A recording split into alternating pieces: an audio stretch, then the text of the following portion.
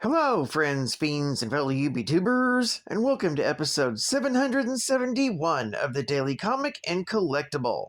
Today, the collectible of the day is the McFarlane Toys, DC Multiverse, Suicide Squad, King Shark Build-A-Figure Wave, Bloodsport action figure. Bloodsport is a world-class marksman specializing in brutality. His hands and anything he wields with them are deadly weapons. Trained by his mercenary father from the moment he was born, this hardened criminal has but one soft spot, which, of course, Amanda Waller uses to persuade him to join the squad. This incredibly detailed 7-inch scale action figure is based off the DC Multiverse. Designed with ultra articulation with up to 22 moving parts for a full range of posing and play, this 1/12 scale Bloodsport figure is based on his look in the movie The Suicide Squad. Bloodsport comes equipped with 2 swords and a base to stand on. It also includes a collectible art card with Bloodsport movie photography on the front and a full character biography on the back. Also included is the King Shark Build-A-Figure piece. This box includes one of 4 pieces that, when combined with the remaining pieces, will assemble the King Shark. This figure comes in a collector's friendly window display box and was released in 2021 by McFarlane Toys.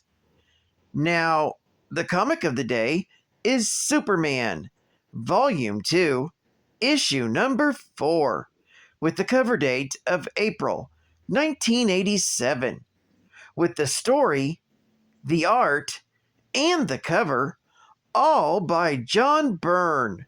What a stallion! This story is titled Bloodsport.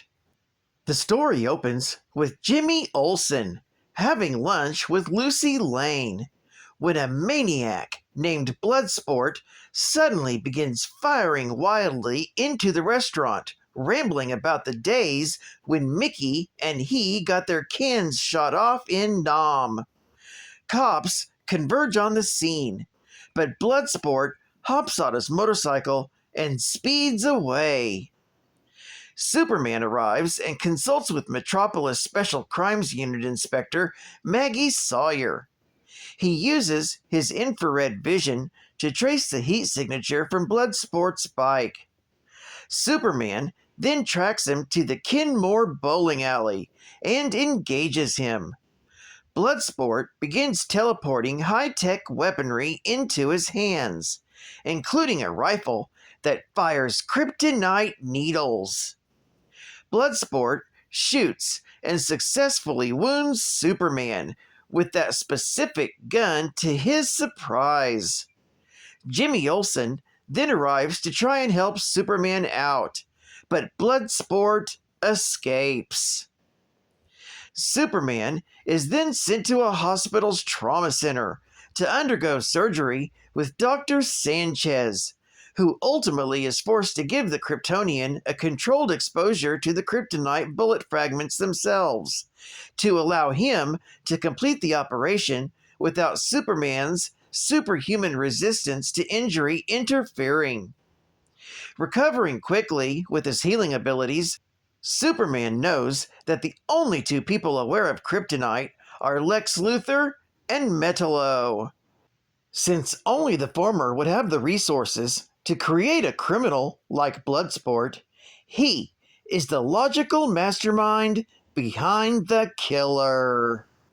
Lex Luthor is indeed the one who hired Bloodsport to kill Superman, but he had not counted on Bloodsport's insanity. As the civilian casualty rate rises, Luthor sends his own armored team out to stop Bloodsport. Superman faces him again in the streets of Metropolis. He uses his heat vision to ionize the air around Bloodsport's hands, disrupting the teleportation wave that allows the maniac to materialize his weapons. Luthor's team also arrives, preparing to take down Bloodsport. Bloodsport's brother, Michael Du Bois, arrives.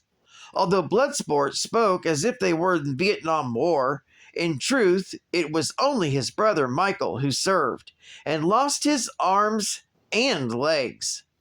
Michael calms his brother down, and Bloodsport's rampage ends. This story is continued in Superman, Volume 2, Issue number 5.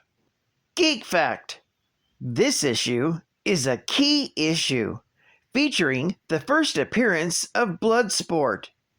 It's also the first appearance of Maggie Sawyer, DC's first openly lesbian gay female character.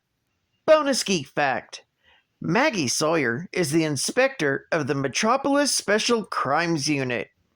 Superman chronologically met her in an earlier flashback as detailed in Adventures of Superman Annual, issue number 7, from September of 1997. She appears next in Superman, Volume 2, issue number 9, from September of 1987.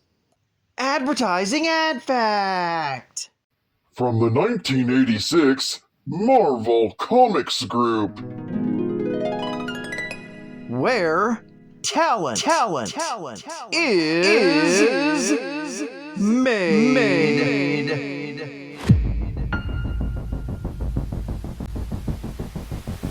Heartburst, by Rick Veitch, Hex, by Ron Wagner, Marvel Universe Deluxe, by Mike Chen, Arion, Lord of Atlantis, by Jan Dersima, The Defenders, inked by Kim DeMulder, The New Mutants, inked by Tom Mandrake, Sergeant Rock, by Andy Kubert, and Swamp Thing. by Steve Bissett.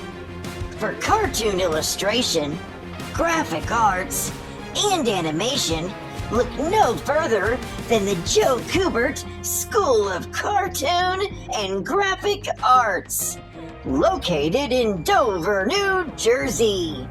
Now is the time to live your dream. Only at Joe Kubert's School of Cartoon and Graphic Art. Spots are open now at the Joe Kubert School of Cartoon and Graphic Art.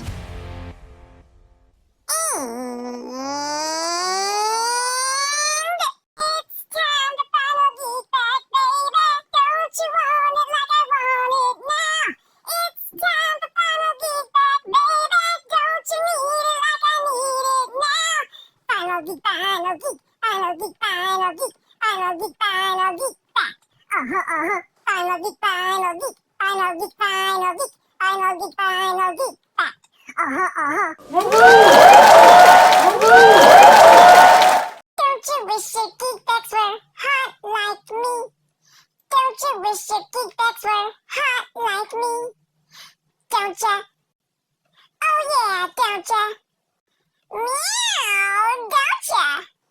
As a young man, Robert Du Bois received his draft notice to fight for his country in Vietnam. Du Bois was afraid to go, however, and fled to Canada. His brother, Mickey, took Robert's place and served in the war, tragically losing both of his arms and legs. This realization sent Robert Du Bois over the edge, and he spent the next 12 years bouncing around various Canadian psychiatric hospitals. Several years ago, Lex Luthor found Du Bois and decided to use him as an instrument through which he could finally kill Superman.